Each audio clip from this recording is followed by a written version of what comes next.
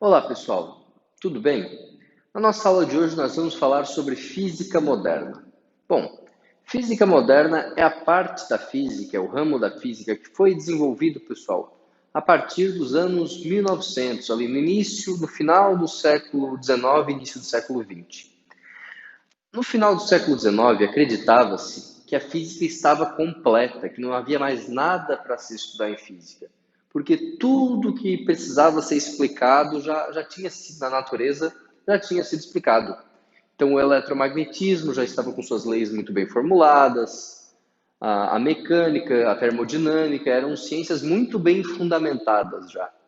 Todavia, alguns fenômenos começaram a acontecer e fizeram com que os cientistas ficassem intrigados, pessoal. Nessa época, inclusive, o Lord Kelvin, um físico muito importante, falou que os alunos, para um congresso de física, que os alunos não deveriam estudar física, porque a física se tornaria uma ciência que não teria mais tanta relevância, dado que tudo que precisava ser desenvolvido naquela ciência já estava pronto, certo? Ele estava profundamente errado, pessoal, porque a partir de alguns dados inconsistentes em alguns experimentos surgiu todo um novo campo para a física. Basicamente, a gente costuma dizer que a partir da experiência de Michelson Morley surgiu toda uma nova linha de pensamento para a mecânica, a partir da teoria da relatividade. E a partir dos estudos da radiação de um corpo negro, surgiu toda também uma linha nova, pessoal, para a física chamada teoria quântica, certo? Hoje nós vamos falar sobre teoria da relatividade restrita nesse primeiro momento, certo? Então a teoria da relatividade ela vai se dividir também em duas, relatividade restrita e relatividade geral. A relatividade restrita é aquela que trata de referenciais inerciais, que são os referenciais nos quais a aceleração é zero, certo? A teoria da relatividade geral vai tratar de referenciais acelerados e a restrita de referenciais inerciais. Bom, para falar sobre relatividade, nós precisamos nos remeter à relatividade clássica, a relatividade de Galileu, a qual basicamente se refere, relatada da seguinte forma: a velocidade de um corpo é relativa ao referencial. Por exemplo, essa caneta é a coisa mais básica de física, né? Essa caneta ela está parada em relação a mim, porque a posição dela em relação a mim não está variando. Só que ela está se movendo em relação ao chão, ou em relação à câmera. Em relação à câmera, a posição dela está variando, certo? Então, a velocidade ela é relativa ao referencial.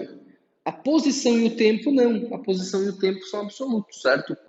O tempo, galera, ele passa igual, né? Se eu pegar a caneta se movendo, passaram-se 10 segundos para mim e 10 segundos também para quem está no referencial da câmera, por exemplo. Ok? E isso funcionava muito bem. Como a gente vai precisar disso, galera, eu vou até falar um pouquinho sobre aquela coisa mais simples de velocidade relativa, que é a velocidade relativa de aproximação e afastamento, né?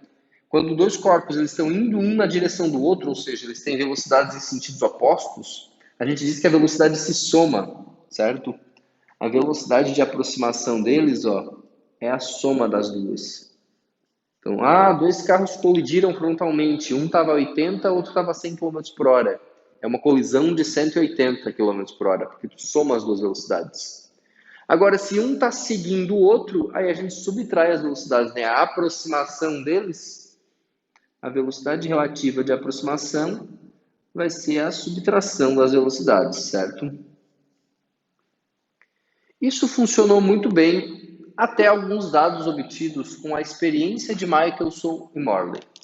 Era um químico e um físico, galera. Se os químicos não botam a mão, as coisas não acontecem, né? E basicamente o objetivo dessa experiência era tentar detectar um fluido chamado éter.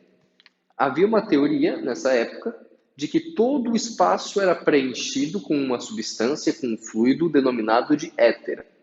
Esse fluido seria um referencial absoluto para as leis da física, certo? Então tudo se moveria, ficaria em movimento, em repouso, etc., em relação ao éter. Seria um plano de fundo do universo. Bom, Se esse éter ele é um fluido e a Terra gira numa velocidade muito grande, ela giraria, ela produziria um arrasto nesse fluido, né? Se tu estás dentro da água, por exemplo, tu gira, tu produz um arrasto em torno de ti desse fluido. E foi isso que o Michelson e o Morley foram tentar descobrir com essa experiência, né? Tentar verificar esse arrasto. O que eles verificaram foi, não tem arrasto nenhum, não tem éter, e de fato essa teoria foi descartada. Só que o experimento deles era tão preciso, pessoal, tão preciso, que ele era capaz de detectar essa relativa aproximação entre o movimento da Terra e a luz proveniente do Sol. A gente sabe que a luz do Sol, ela viaja com uma velocidade c, que é a velocidade da luz no vácuo, né? E essa velocidade c, ela é muito grande. Ela vale 3 vezes 10 na 8 metros por segundo. Certo? Bom, quando a Terra está girando, eu esquematizei, né, a Terra girando, galera, nesse sentido, tanto faz, né? Mas a gente pode imaginar que aqui, ó, é o amanhecer, certo? E aqui é o entardecer. Esse ponto da Terra, a velocidade tangencia a trajetória, né? Ele está indo em direção ao Sol. E esse ponto aqui está fugindo, galera, do Sol, certo? Porque a velocidade está tangenciando a trajetória em cada ponto, né? Aqui está amanhecendo, meio-dia, né? Final da tarde aqui, certo? O que a gente imagina que vai acontecer com essas duas velocidades aqui, ó? Bom, elas estão indo uma na direção da outra? A gente imagina que elas vão se somar. Agora, a velocidade da luz, né? C. E o que a gente imagina com essas velocidades aqui? Bom, é como se a Terra estivesse fugindo da luz do Sol. Elas vão se subtrair, certo? Todavia, isso fazia todo sentido, né? Dada a relatividade de Galileu, dada a relatividade clássica, só que isso não foi obtido. O obtido foi a própria velocidade da luz para ambos os casos. E o que se verificou, galera, através de todos esses experimentos, foi que, de fato, se ficar o bicho pega, se correr o bicho come, quando a gente fala da luz. Por quê? Se eu estiver parado, a luz ela vai me alcançar. Se eu começar a fugir, a ir para outra direção, a gente imagina que a luz custa mais a me alcançar, né? Porque eu estou fugindo dela. Não. Ela vai se aproximar de mim com a mesma velocidade. E se eu for na direção da luz, a gente imagina que vai se alcançar mais fácil? Não, também. Ela vai se aproximar de mim com a mesma velocidade. Imaginem no mundo, galera, não relativístico, no caso, no mundo que a gente vive, em que nada tem uma velocidade próxima à velocidade da luz. Que loucura seria isso? Tu estás correndo atrás de uma pessoa e ela está parada, aí tu alcança ela. Se ela vem na tua direção, tu vai alcançar ela igual, não vai fazer diferença. Mas se ela foge de ti, tu também alcança ela do mesmo jeito, como se não mudasse nada. E é de fato isso que acontece com a luz, e isso é muito louco, certo? A relatividade, pessoal, ela foi desenvolvida no final do século XIX, início do século XX, e ela foi sintetizada de uma maneira simples por um físico chamado Albert Einstein, né? Ele não foi o principal desenvolvedor, o cara que inventou a relatividade ou criou a teoria do nada, certo? A gente tem às vezes essa coisa de colocar os nomes em evidência, mas existiram muitos outros físicos que, basicamente, a teoria já estava muito bem formulada quando ele era uma criança, né? Só que ele, galera, ele teve sim sua participação, ok? E acabou que ficou famoso, ele ficou famoso e outros físicos não. Mas uma das contribuições dele foi sintetizar essa teoria em dois postulados. Esses dois postulados, galera, são conhecidos, chamados hoje de postulados de Einstein da relatividade, E para falar sobre eles, eu preciso primeiro esclarecer para vocês o que é um postulado, né? Um postulado é uma verdade absoluta. É aquilo que se crê sem contestar, certo? Toda teoria física, ou toda teoria da ciência, na verdade, ela deve partir de alguma coisa, certo? A nossa ciência, ela tenta provar as coisas a partir do fato de serem falseáveis, né? É interessante a gente estudar um pouco, falar sobre isso, sobre o método científico. Por exemplo, eu posso criar uma teoria e partir do princípio que todos os cachorros são brancos, certo? Como que eu posso verificar se a minha teoria está correta? Eu começo a analisar vários cachorros. Se passar um cachorro branco aqui, eu vou dizer, ó, um cachorro branco. Minha teoria está certa. Se passar mais um cachorro branco, eu vou dizer, tá vendo? Minha teoria está certa. Se a gente andar, for em um canil e todos os cachorros lá forem brancos, eu vou dizer, olha aí, ó, tem muita chance de minha teoria estar certa. Até o dia que aparece um cachorro preto e eu vou dizer, ok, minha teoria não funciona sempre. Por que ela não funciona sempre? E a gente vai tentar achar outra coisa que faça ela se encaixe ou que reformule do zero essa teoria. É mais ou menos o que aconteceu com a mecânica, né? A mecânica, ela funcionava muito bem. As leis de Newton funcionavam muito bem. Até que se começou a estudar buracos negros e planetas e coisas que não funcionavam tão bem com as leis de Newton. A partir de então, nós precisamos de uma teoria complementar, uma teoria mais avançada, mais abrangente, que é a teoria da relatividade. A teoria da relatividade ela também parte de um postulado, de dois postulados, na verdade. São eles: o primeiro, as leis da física são as mesmas para todos os referenciais inerciais. Então a gente não tem leis da física específicas para esse caso, de dois carrinhos, ou para esse caso. As leis da física são as mesmas. Todavia, a velocidade da luz no vácuo é a mesma para qualquer referencial, para todos os referenciais inerciais. E aí a gente mexe com uma coisinha, galera. Por quê? Se a velocidade da luz no vácuo ela é a mesma para qualquer referencial inercial, então posição e tempo não são. Porque se a velocidade é uma grandeza absoluta, que para qualquer referencial ela vai ser igual, posição e tempo são relativos. Certo?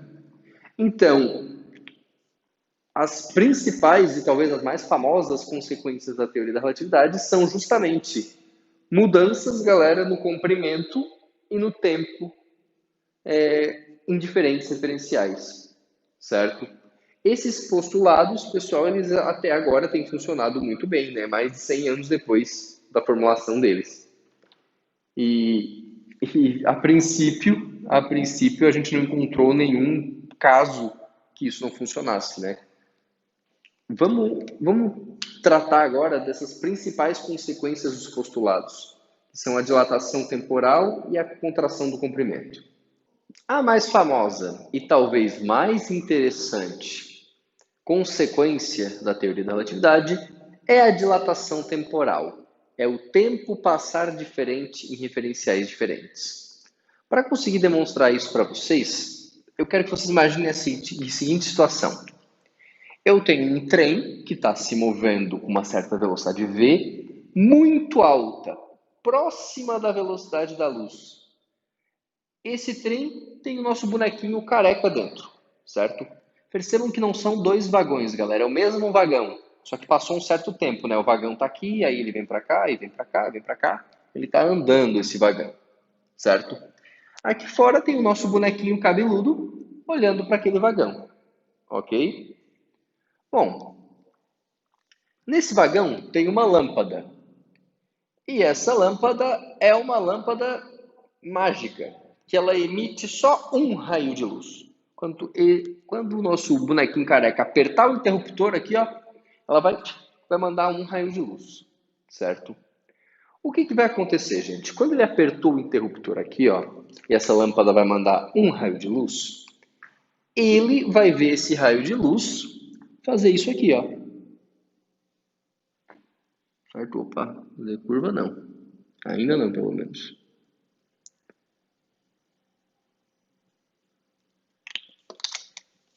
certo? Imaginem que é a situação, galera. Eu estou dentro de um ônibus e eu deixo cair uma moeda. Eu vejo a moeda cair. A pessoa que está fora vê a moeda cair e ir para o lado ao mesmo tempo, né? Então, quando ele apertou o botão, esse cara viu a luz só fazer isso. Mas essa pessoa aqui não viu isso. Essa pessoa viu a luz, além de vir para cá, galera, ela também fazer isso aqui, ó.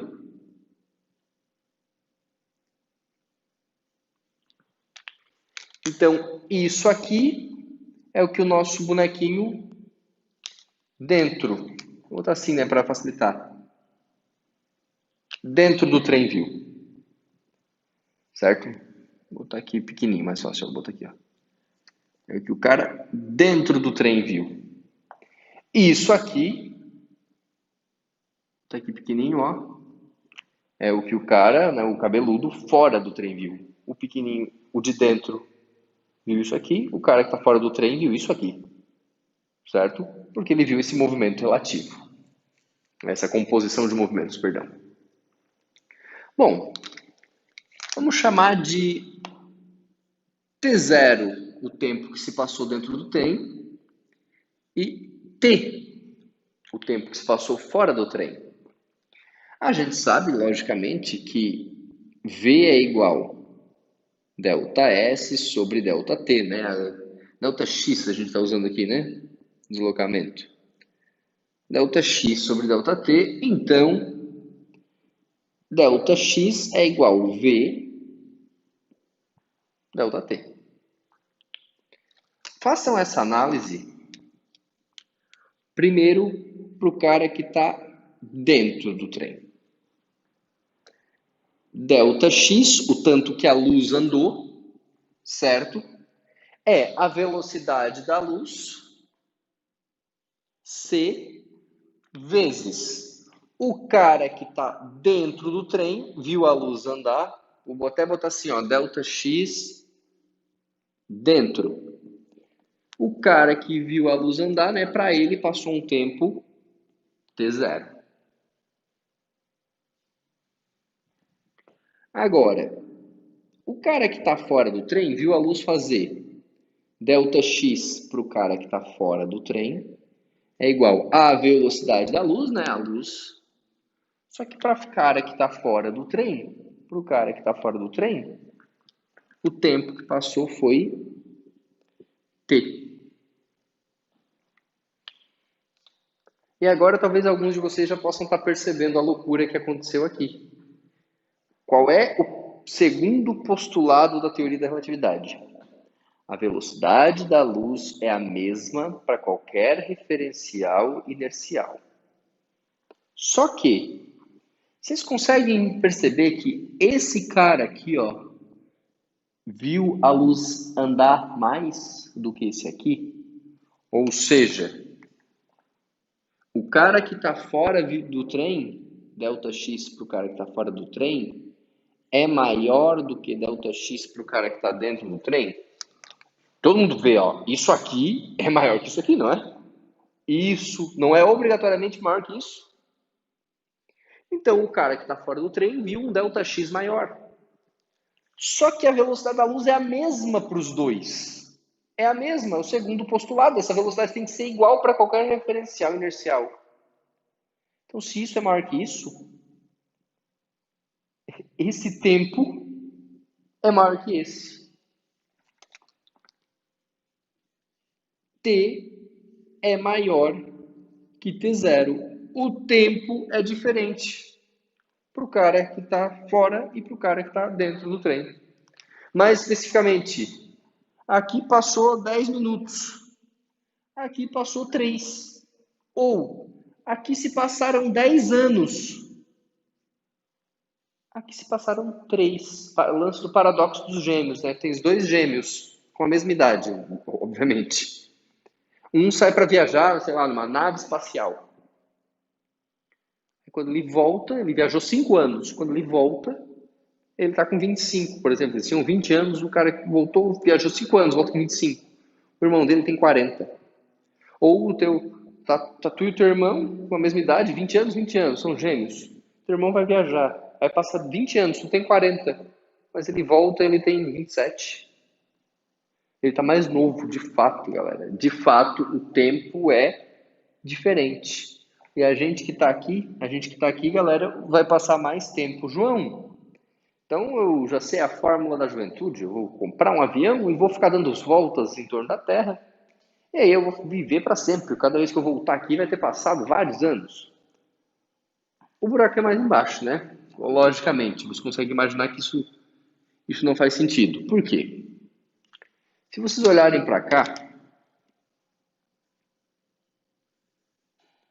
isso aqui, ó, é o tanto que o trem andou, não é? Daqui até aqui, é o tanto que o trem andou. Quem que está vendo o trem andar? Quem está fora do trem. Quem está dentro do trem nem sabe que o trem está andando.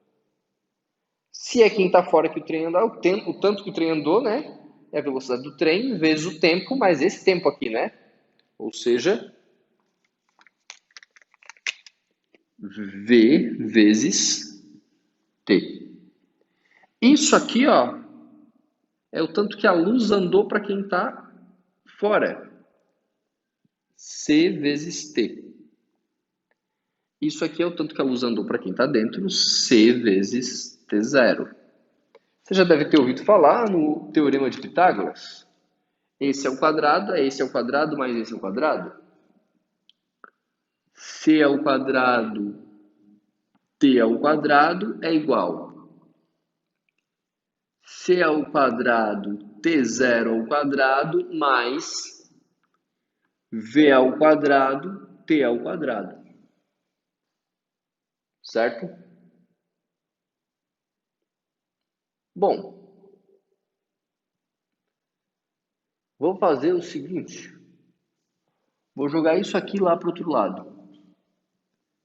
C ao quadrado, T ao quadrado, menos V ao quadrado, T ao quadrado, igual C ao quadrado, T0 ao quadrado.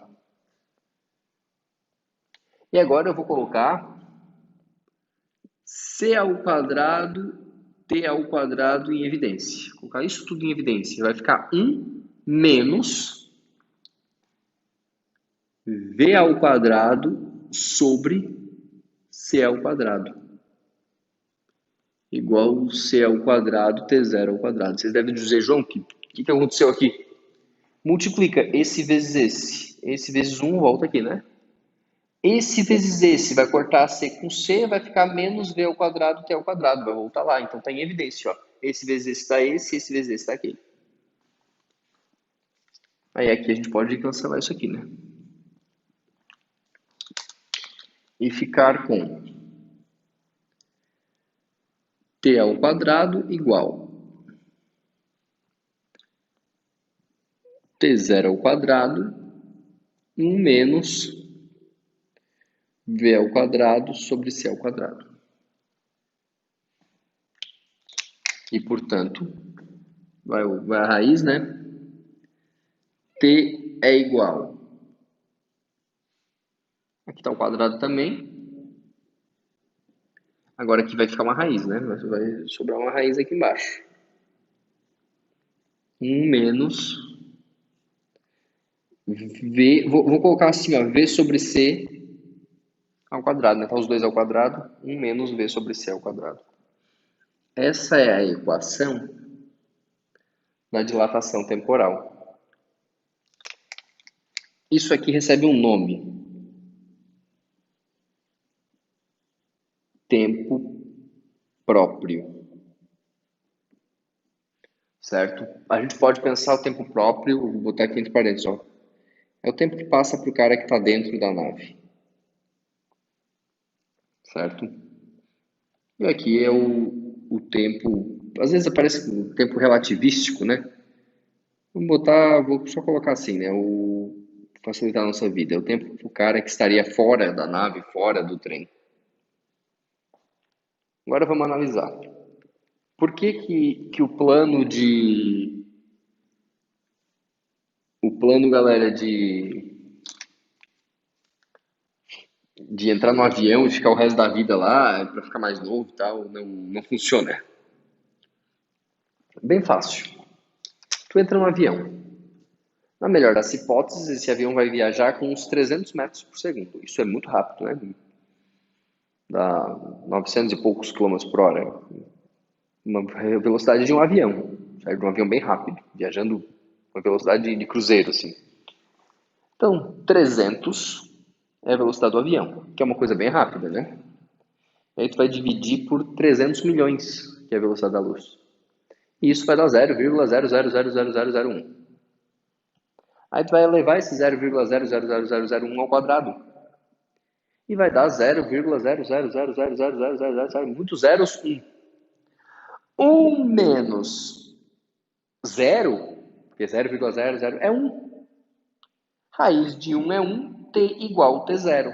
Então tu não vai perceber diferença nenhuma, galera. Tu precisaria ficar a tua vida toda para ganhar bilhésimos, centésimos, sei lá, milionésimos de segundo de juventude, certo? Ah, eu quero voltar aqui, tá todo mundo velho. Realmente, vai ter passado nada. Eita, acabei com a aula agora.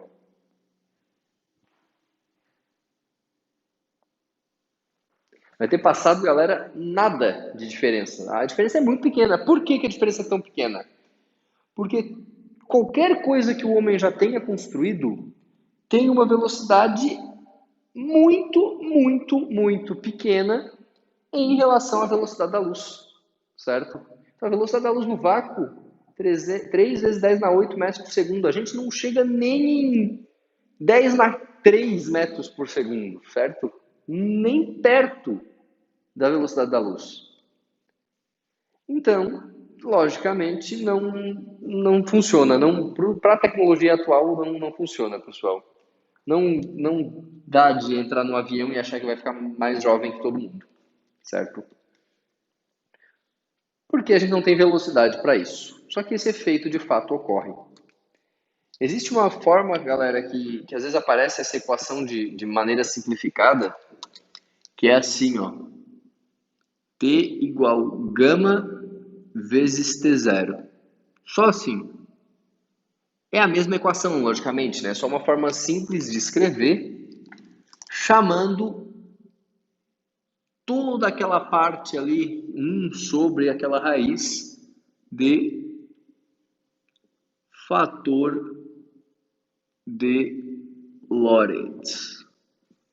Então, esse gama é o fator de Lorentz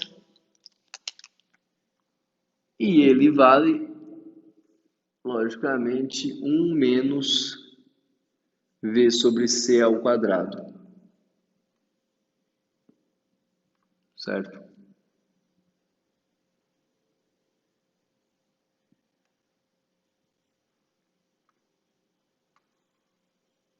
Então, ao invés de calcular tudo aquilo, tu pode ou calcular isso e depois colocar aqui, né? Ou às vezes ele te dá esse fator de Lorentz para não ter tanta conta, certo? Outra consequência, além da dilatação temporal, galera, é a contração do comprimento. Eu não vou fazer a dedução inteira, né, para que a gente não fique a aula toda deduzindo, porque a gente já deduziu a primeira, mas seria basicamente tu fazer uma relação, galera, tendo esses tempos, né, tendo esses tempos, fazer uma relação com os comprimentos, né, com o delta S, delta X.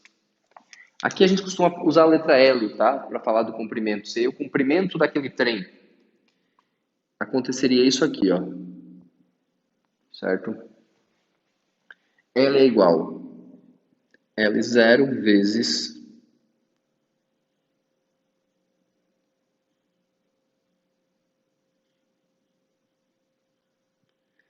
V sobre C ao quadrado, raiz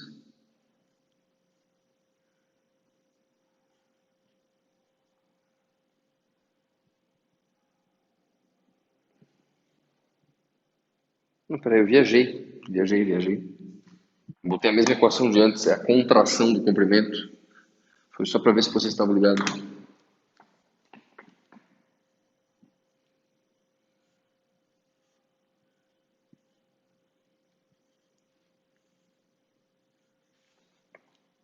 Deu, né? Na sala de aula essas coisas passam batido, né? Aqui vai ficar gravado. Oh, o professor Tanso ali vai ver o negócio. Bom, galera, tá aqui. Então, esse L0 seria o comprimento de repouso, né? Comprimento de repouso. Certo? E isso aqui seria um comprimento relativístico. Comprimento relativístico. Então, o que acontece? Tu tens um trem lá de 100 metros, uma nave de 100 metros, se ela começa a se aproximar da velocidade da luz, ela contrai, galera. Ocorre, de fato, uma contração no comprimento, no sentido da velocidade, né? Então, a altura e a largura não mudam. Só no sentido dessa velocidade relativística. Quando eu falar em relativística, eu estou falando de uma velocidade próxima da luz, tá? Ocorre essa contração no comprimento. Então, isso aqui é sempre... Na direção seria mais correto, né? Na direção da velocidade. Então, na direção de V. Certo? Vamos à sequência. A velocidades relativísticas, além do tempo e do comprimento, a massa também sofre uma alteração, certo? Então, a massa de repouso, certo? Com um zerinho ali, né, é a massa de repouso. Com uma velocidade relativística, né, com uma velocidade muito alta, nós vamos ter uma alteração dessa massa, tendo uma massa relativística também, pessoal. Observem que, novamente, a gente pode escrever essa equação com a forma m igual gama m0, né? Bom, talvez uma das equações mais famosas da relatividade seja a equivalência entre massa e energia. Isso é de fato muito louco, pessoal. Pensar que massa e energia são conceitos iguais, certo? Ou melhor, eles têm uma equivalência. A massa tem uma energia correspondente, né? Iguais, eu acho que eu forcei um pouco com a palavra. Mas, de fato, existe uma relação direta entre massa e energia, dado que a velocidade da luz é uma constante, certo? E qualquer ganho ou decréscimo de energia é porque está implicando em ganho ou decréscimo de massa. Portanto, se eu quiser imaginar, pessoal, de forma relativística, quanto de energia um corpo ganhou, eu posso pensar que essa energia cinética, né, é energia relativística, a uma velocidade muito alta, menos a energia de repouso. E logo, essa energia cinética relativística vai ser mc ao quadrado menos m0 c ao quadrado, certo? Só que a gente sabe que o m é gama m0. E, portanto, a energia cinética vai ser gama vezes m0 vezes c ao quadrado menos m0 c ao quadrado. M0, massa de repouso, né? E com isso, escrever que a energia cinética relativística, pessoal, é m0 gama... Opa, m0 gama não, m0 c ao quadrado. Botando o m0 c ao quadrado em evidência. Gama menos 1. Essa é a energia cinética relativística do corpo, a energia que ele ganha quando ele se aproxima da velocidade da luz. Se a energia, galera, ela for um pouco menor, ou melhor, muito menor, né? Muito menor que a velocidade da luz, a gente vai ter uma equação que se aproxima de mv ao quadrado sobre 2, que é a energia cinética clássica, a energia cinética que vocês estudam lá na mecânica, certo? Aqui é a energia cinética relativística, ou seja, para uma velocidade próxima à velocidade da luz. Lembrando, né, que quando eu estou falando de energia aqui, galera, eu não estou colocando as unidades e tal, mas eu imagino que vocês saibam que energia, a unidade, né, é joule. Massa aqui no sistema internacional é em quilos, certo? Bom, agora uma pequena pincelada, né, galera, só para que vocês entendam o que significa a relatividade geral, a relatividade restrita. trata dos referenciais inerciais, a relatividade geral trata dos referenciais acelerados. Ela fala sobre gravidade, certo? Percebam que ficou uma lacuna na relatividade restrita, pessoal, que é, se E é igual a mc ao quadrado, galera, para que um corpo chegue na velocidade da luz, pessoal, ele teria que ter uma massa, ele teria que chegar a uma massa infinita. A massa, quando um corpo se aproxima da velocidade da luz, a massa dele tende ao infinito, né? Porque isso aqui tende a zero, certo?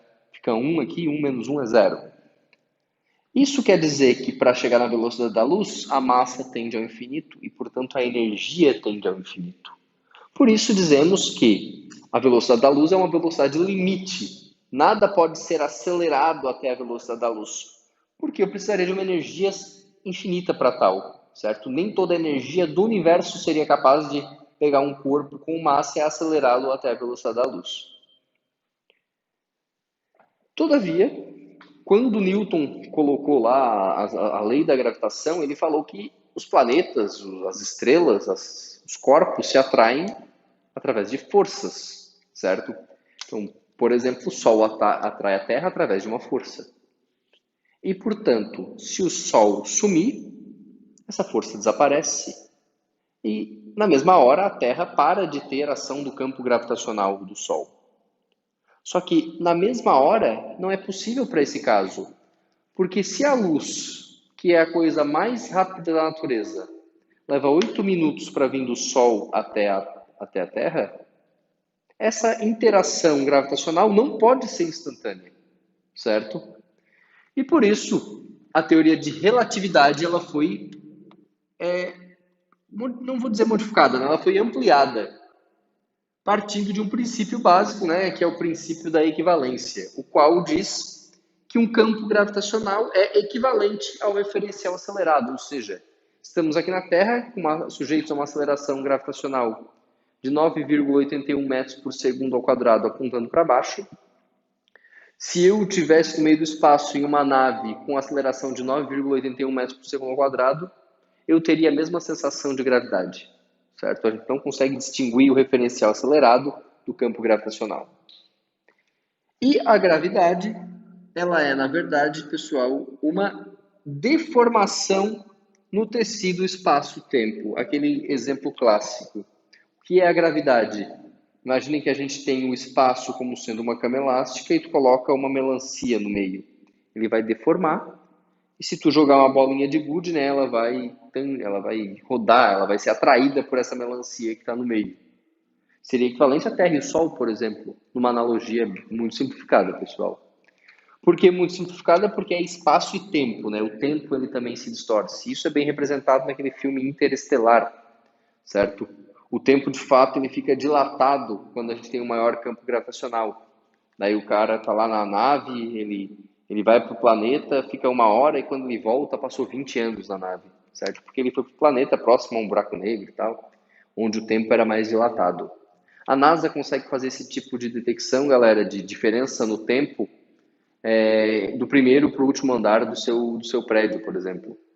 Os satélites GPS, como o tempo, galera, passa diferente para eles, eles têm que ser calibrados a partir dessa teoria, né? A partir desses cálculos de relatividade, porque senão eles iriam perder a capacidade de te dar a localização correta, né? O tempo, devido a essa diferença de tempo entre o tempo aqui e lá no satélite, certo? Ação da gravidade. Então, a gravidade é uma deformação do espaço-tempo. Seria tipo, isto é a Terra, tem um certo campo gravitacional em torno, o Sol é isso aqui. O que seria o buraco negro? Seria como se fosse um furo no espaço-tempo, galera. Ou uma densidade, galera, uma massa tão grande que a deformação é tão grande que para escapar, né, precisaria de uma velocidade maior que a da luz. Então a luz ela chega aqui, ó, ela passa. Ela chega aqui, ó, ela passa. Agora ela chega aqui, ó, que ela não consegue escapar mais. A velocidade teria que ser maior que a velocidade da luz para escapar dessa ação gravitacional, certo? Por isso o buraco negro, porque ele não emite nenhuma luz. Beleza? João, então a luz faz curva? Sim, porque o espaço ele não é euclidiano aqui, né, galera? Então, o espaço está curvado, então, de fato, a luz vai fazer curva junto com o espaço, certo? Porque a gente estudou lá em ótica que a luz se propaga obrigatoriamente em linha reta, né? Enfim, eu estava falando da questão da Terra e do Sol, pessoal. Imagina então que quando se o Sol sumisse, levariam 8 minutos para essa gravidade chegar até lá, até a Terra, ou seja, para a gente saber que o Sol sumiu. Essa gravidade se propagando no espaço é o que a gente chama de onda gravitacional, a qual Einstein previu no início do século XX e em 2017 foi detectada pela primeira vez, certo? Bom, de uma forma bem simples, né, a gente falou sobre os conceitos bem básicos de teoria da relatividade restrita e geral, mas acho que é o necessário para que vocês precisam saber aqui, né, nesse curso, galera. Uma noção básica de que isso existe, certo? Então, um forte abraço, essa foi a nossa aula de hoje. Valeu e até mais.